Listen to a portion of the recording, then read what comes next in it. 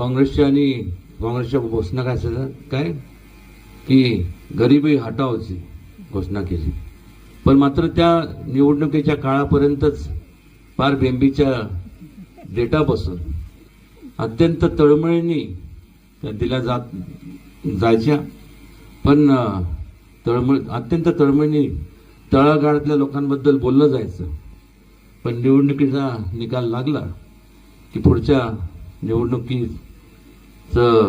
पर्यंत त्याच तळागाळातल्या लोकांना त्याच परिस्थितीत राहावं लागलं.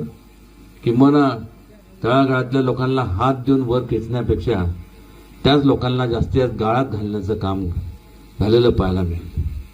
या उलट जर भारतीय जनता पक्षाचं आपण जर संपूर्ण ध्येय धोरण जर पाहिले तर आपल्याला दिसून येईल की दुर्लक्षित, दुर्गम, वंचित आणि खऱ्या अर्थाने गरजू आहेत, महिला असतील, मुलं असतील, ह्या लोकांसाठी, सर्वांसाठी, शेतकरी वर्ग असेल, एवढ्या योजना राबवल्या गेल्या.